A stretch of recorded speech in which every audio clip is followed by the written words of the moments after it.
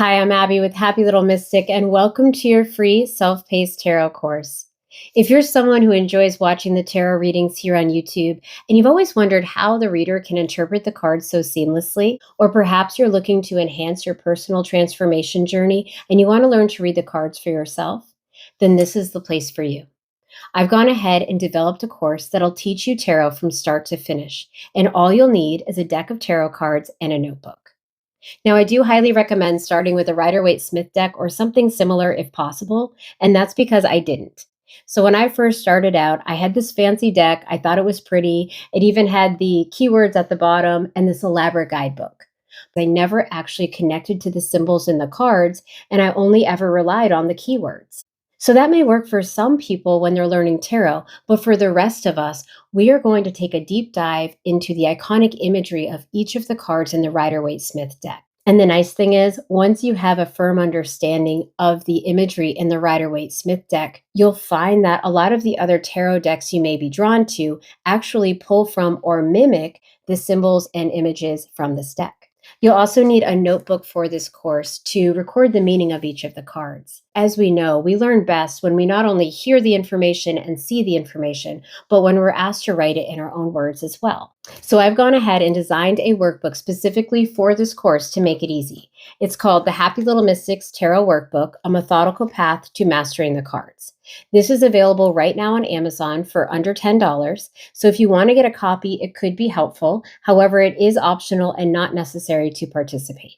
What makes this workbook different than other tarot guides is that rather than being a place for you to go and look up the meaning of a card, it's actually a place for you to go and record the meaning of the card in your own words.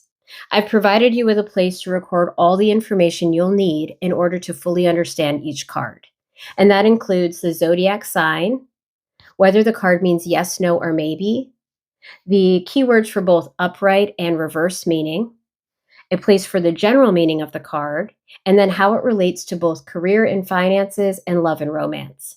There's also a section down here on numerology, and in the back of this workbook, you'll find a quick reference guide that talks about numerology and zodiac signs for each of the tarot cards. Each card also has a place for you to sketch the symbols yourself. Now, you don't need to be an artist to do this. Believe me, I am not, and you will see that in some of the videos when I share my workbook with you. However, it goes back to that whole idea of really connecting with the symbols when we're asked to sketch them out ourselves. You can also write the meaning of the images right here, as well as how this card connects to others in the deck. And my personal favorite is the insights and reflection section. And that's because, as you'll find, learning to read tarot is more than just memorizing the cards. It really comes down to how you connect to each of the symbols on a personal level. So once you have a firm understanding of each card and what it means, that's when you can go further, pulling a deeper, more intuitive meaning from your readings. So the workbook and this course are broken into two sections. The first will be all about the Major Arcana, and that is the first 22 cards of the deck. We'll follow the Fool, card 0, as he journeys through the rest of the 21 major archetypes or universal lessons represented by the characters in the Major Arcana. Once we have an understanding of his journey, we'll then take a deep dive into each one of the cards on their own. After the Major Arcana, we'll jump into what's called the Minor Arcana, and that is the remaining 56 cards of the deck. The Minor Arcana is similar to a deck of playing cards in that it ranges from ace to king. However, instead of the jack, we have a page and a knight. There's also 4 suits, and when we're talking about the Rider-Waite-Smith deck, those suits are Pentacle, Cups, Swords, and Wands. Other tarot decks may have different suits, but you'll find that they represent the 4 major elements of earth, air, fire, and water. Similar to that of the Major Arcana, we'll take a deep dive into each one of the Minor Arcana and really understand not only what the suit means and its number, but what each one of the symbols on the cards is representing. My hope is to release 1 to 3 videos a week so that you can learn tarot at a reasonable pace without feeling overwhelmed. This is a self-paced course, however, so you can skip ahead or go back and rewatch if you'd like. My hope is by the end of this course, you will feel confident reading tarot for yourself and others, essentially opening up your awareness to the messages you're meant to hear. And the best part is, if you use our workbook or a notebook, you'll end up with your own personal tarot guide to refer to as needed. So if you're interested in joining me on this tarot journey, please like, subscribe, and comment below to let me know you're here. Our first lesson will be a short story about how the Fool encounters each of the characters in the Major Arcana. So grab your workbook or a notebook and we'll get started. Okay, so welcome to our first lesson in our tarot course. Throughout the videos, I will do my best to give you a bird's eye view of the tarot cards. That way, if you don't have a deck handy, you can clearly see the imagery. And in today's lesson, it's going to be all about the Fool, card 0. We'll zoom in here. And his journey through the universal lessons presented in the Major Arcana. Remember, the Major Arcana are the first 22 cards of the tarot deck. I've generated a short story to read aloud today, and I will pinpoint themes to note throughout the reading. And if you have our tarot workbook, you'll notice there is a section that you can take notes next to each one of the cards in the Major Arcana, as well as a brief overview of his journey. And remember, you're building your personal guidebook, so please feel free to pause and note whatever you find most relevant throughout the story. Okay, let's get started. So this is a short story of the Fool's journey.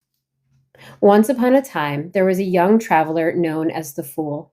Full of wonder and excitement, he set off on an unknown path, his heart light and free, unaware of the challenges that awaited him. With only a small bag and a curious mind, he began his journey, not knowing where it would lead. The Fool's first encounter was with a wise figure, the magician, who revealed to him the power of transformation. You have all the tools you need to shape your destiny, the magician told him. With this newfound knowledge, the Fool realized he had the ability to create and shape his own future. As the Fool traveled further, he met the High Priestess, a mysterious woman who guided him toward introspection. Trust your intuition, she whispered. The answers you seek are within you. The Fool began to listen to his inner voice, learning to seek wisdom from his heart rather than from the world around him. Next, he encountered the Empress, a symbol of nurturing and abundance. She taught him the importance of creativity, growth, and the interconnectedness of all life. The Fool learned to embrace life's beauty, trusting in the natural flow of things. Then the Fool met the Emperor, who embodied authority, order, and structure. To achieve your goals, the Emperor advised, you must build a solid foundation. The Fool understood that discipline and responsibility were essential to success, and he began to take control of his life. In his travels, the Fool met the Hierophant, a spiritual guide who offered wisdom from ancient traditions. Seek knowledge from those who came before you, the Hierophant said. The Fool found guidance in the teachings of others, understanding the importance of tradition and spiritual wisdom. So you'll notice in some of the cards in the Rider-Waite-Smith deck, I have had to use some blue tape to cover some of the images, and that's to comply with YouTube standards. So soon the Fool was faced with a significant decision when he met the lovers. They spoke of choices, of love and commitment, and the importance of aligning with one's true values. The Fool realized that the choices he made would shape his future, and he began to choose wisely with love and integrity in his heart. With newfound purpose, the Fool continued on his path, meeting the Chariot, a figure of willpower and determination. Move forward with focus, the Chariot urged. The Fool learned to take control of his destiny, charging ahead with determination and overcoming obstacles in his way. As the Fool faced further trials, he encountered strength, a symbol of inner power and courage. True strength comes from within, she said. The Fool discovered that gentleness, patience, and compassion were just as powerful as brute force, and he faced his fears with grace. Eventually, the Fool withdrew into solitude and met the Hermit, who invited him to look within for deeper answers. The journey within is just as important as the journey outside, the Hermit told him. The fool learned the value of introspection and quiet moments of reflection. The fool's journey was not without its ups and downs, and soon he encountered the wheel of fortune. The wheel spun, reminding him that life is full of cycles and change is constant. Embrace the ebb and flow, the wheel said. The fool learned to accept the unpredictability of life, knowing that both fortune and misfortune were part of his journey. Next, the fool met justice, who spoke of fairness, truth, and balance. Take responsibility for your actions, she advised. The fool learned the importance of making choices with integrity and holding himself accountable for the consequences. The fool soon faced a period of stagnation where he felt stuck and unsure. He met the hanged man, who taught him the power of surrender. Sometimes you must release control to see things from a new perspective, the hanged man told him. The fool learned that sometimes letting go was the key to moving forward. As the fool continued, he encountered death, a powerful figure that represented transformation and the end of a cycle. In order to grow, you must let go of what no longer serves you, death said. The fool learned that endings were often the beginning of new and better things, and he embraced the transformative power of change. After facing the intense change brought by death, the fool met temperance, who guided him toward balance and harmony. Find the middle path, temperance advised. The fool learned to integrate opposites and seek balance in all aspects of his life, from his emotions to his actions.